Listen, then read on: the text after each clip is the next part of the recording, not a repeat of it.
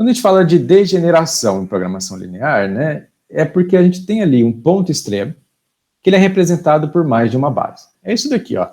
Tem uma modificada no probleminha das ligas metálicas, que a gente está acostumado, né? Uma das restrições aqui mudou de lugar. Mas vejam que agora, ó, o ponto C, esse ponto aqui, tem várias retas cruzando ele, né? Eu precisaria de duas, a gente está no R2 aqui, duas para determinar um ponto, mas eu tenho três. Ou seja, estou determinando esse ponto por mais retas do que eu precisava, por mais restrições aqui, né, do que eu precisava. E isso vai causar o que a gente chama de degeneração.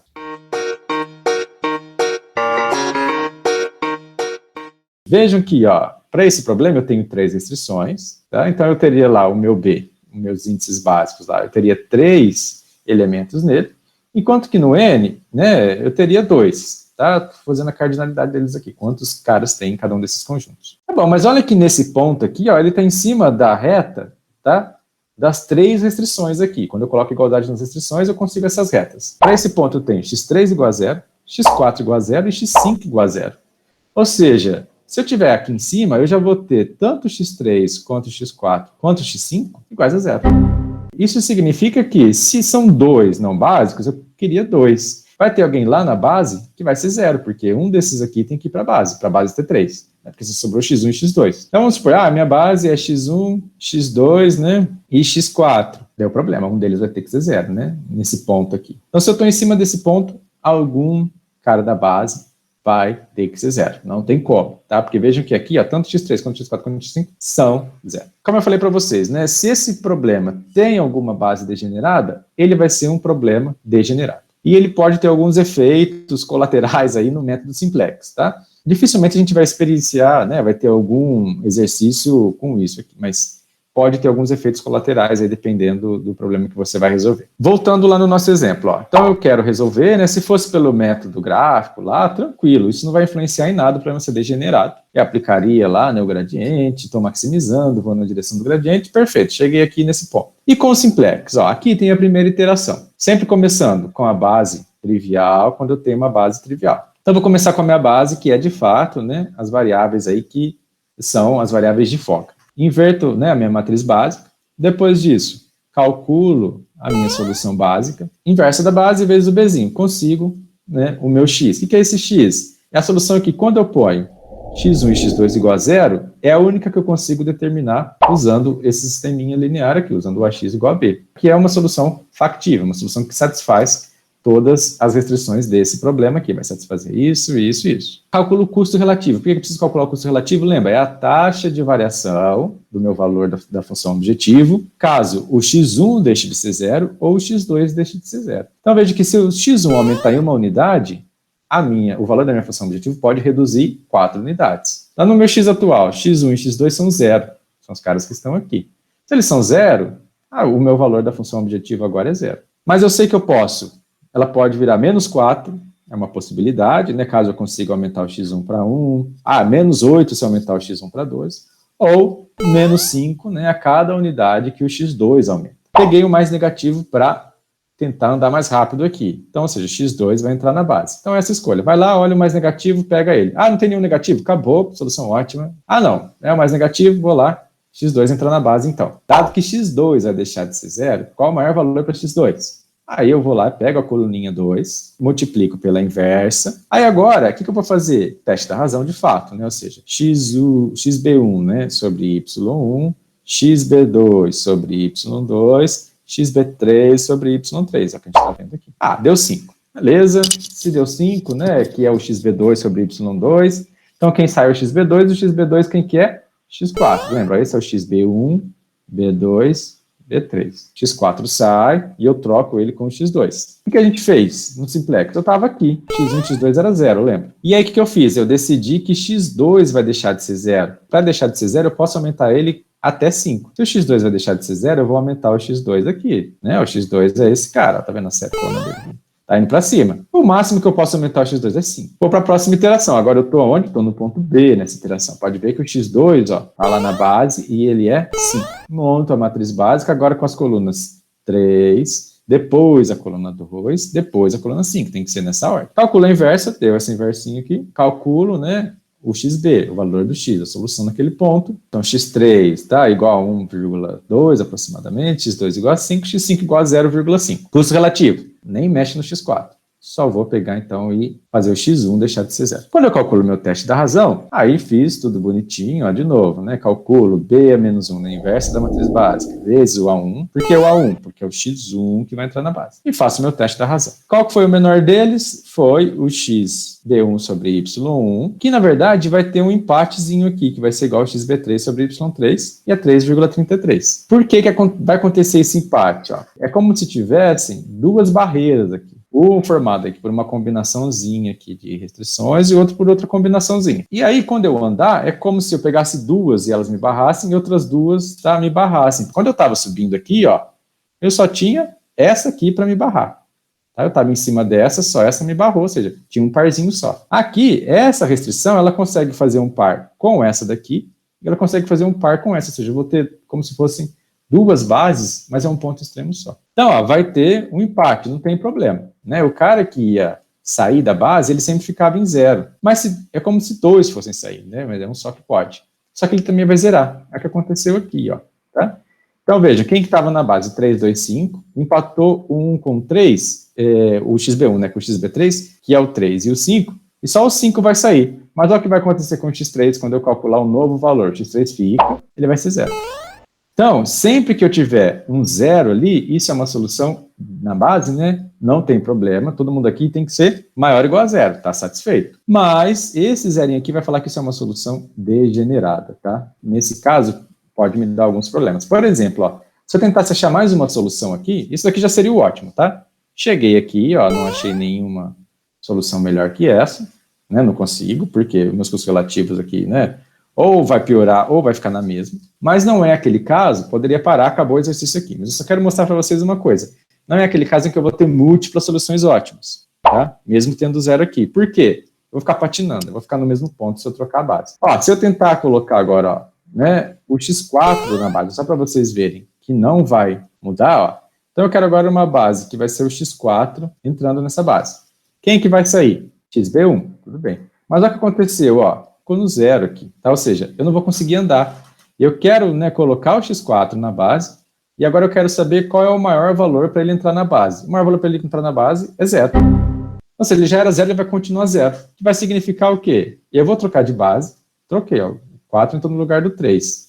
Mas eu vou continuar no mesmo ponto, ou seja, x1 e x2, 3,33, 3,33. E aí eu posso fazer aqui, né, coloquei aí só para depois, né, vocês verem que, ó, vou chegar na mesma coisa. Eu fui fazendo passo a passo aqui, só para, né, a gente fazer junto aqui mais um simplex. Mas o que é importante aqui? Vocês verem que, não necessariamente, né, uma das primeiras coisas que eu quero mostrar, o fato, né, dele ser zero aqui, vai sempre me dar múltiplas soluções ótimas. Em caso de degeneração, isso não acontece. Como que eu identifico degeneração no problema de programação linear? Tendo pelo menos zero ali, né, um ou mais caras na base, zero. Pode ser o xb1, xb2, xb3. A gente tem a mesma solução de antes, x1 e x2, 3,33. Que significa eu ter ficado nesse ponto, né? Então eu saí daqui, vim para cá, saí daqui e vim para cá. Aí é uma solução única, né? É quando eu tentei conseguir outra, porque o custo relativo era zero, achei que ia conseguir outra, eu troquei a base e continuei aqui.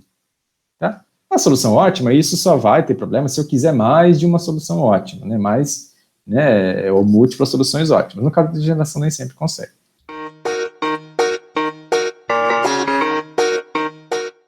E aí vem um grande problema, tá? Que é que aí de fato é problema mesmo. Quando isso não acontece na solução ótima, mas num ponto extremo no meio do caminho, pode causar ciclagem, não necessariamente. O que é essa ciclagem? Você fica no mesmo ponto, só trocando a base. E troca a base, e troca a base, e você está em cima do mesmo ponto. Não vai acontecer nos nossos exercícios, tá? Fiquem tranquilos aqui, não... porque é até difícil achar um probleminha de 3 restrições lá, que isso acontece. A gente não vai resolver nada muito maior que isso. Mas uma coisa que vai acontecer com a gente, e a gente vai ver, né, nesse exercício agora, pode acontecer, na verdade, né, é aumentar o número de iterações de forma desnecessária. Por quê? Você fica trocando base, mas você está em cima do mesmo ponto. Então, vamos ver mais um exemplo agora de degeneração. Eu poderia começar meu simplex, né, imagina, aqui está pelo método gráfico.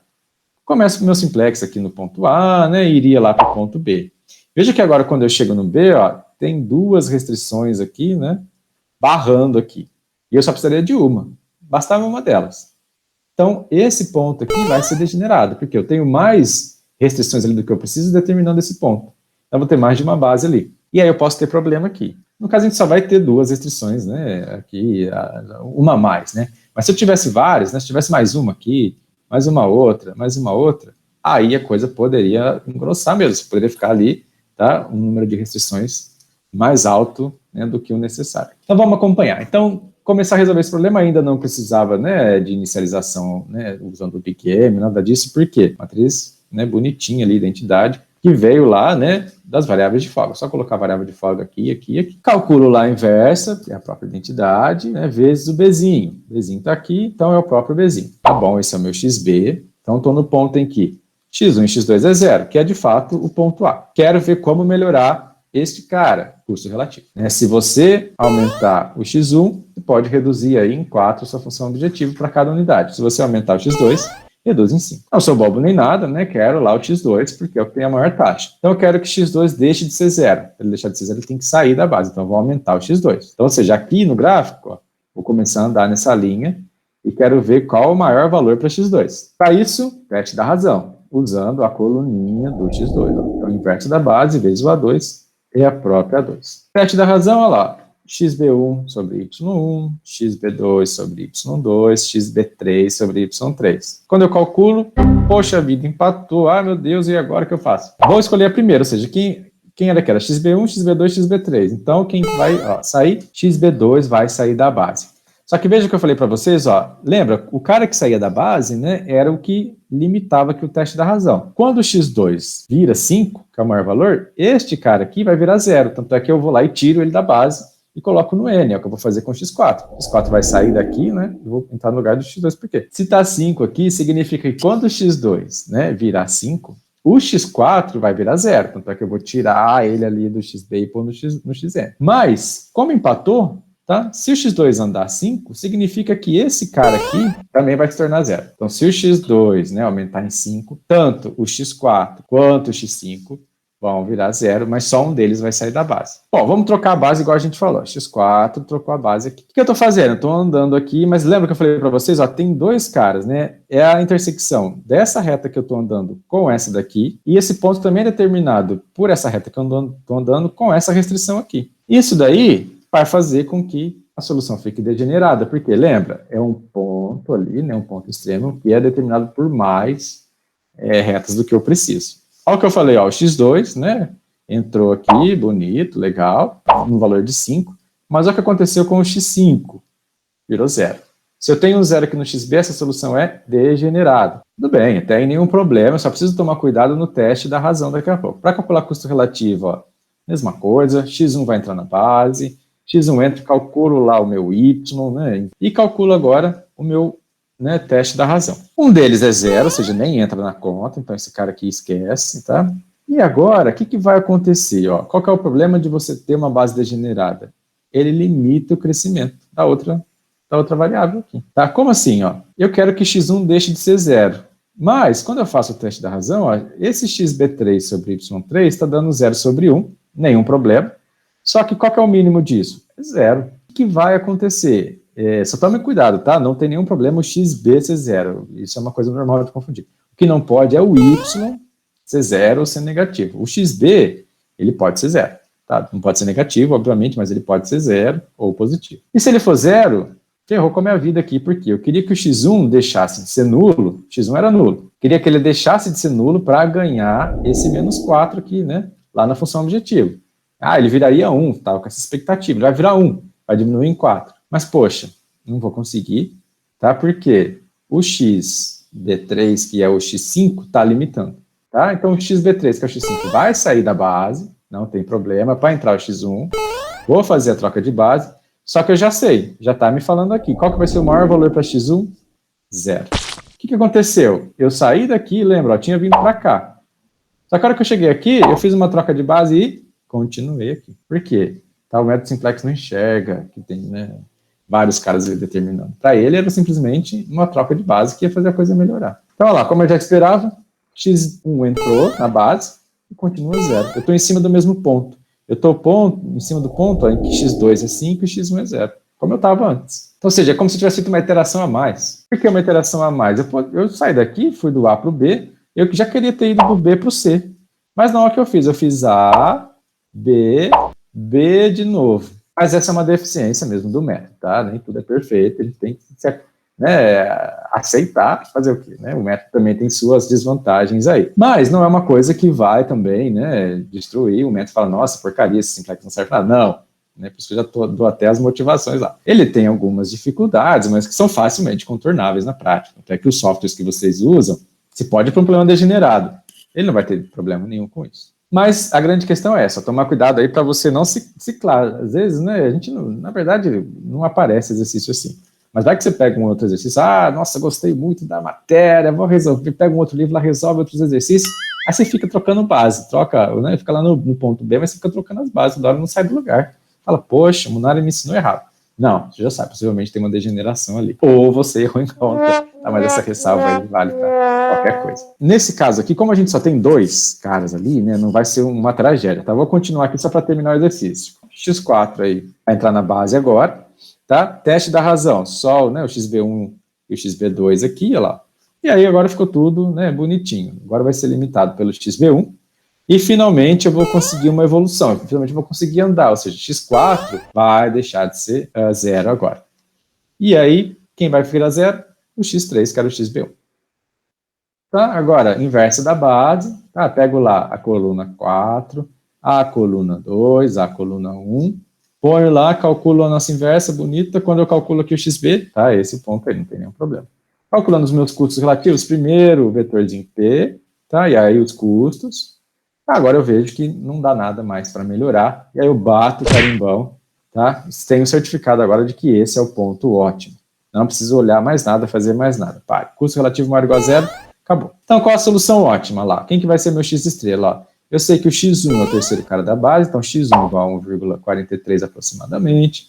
x2, tá, é o segundo cara da base, então 4,29 aproximadamente. x3 está fora, então é 0. x4, o primeiro cara da base, 0,71 aproximadamente, e o x5 está fora da base, então ele é 0. E aí, substituindo isso, tá lá na função objetiva, ou seja, produto interno com esse vetorzinho aqui, tá? Menos 27,14.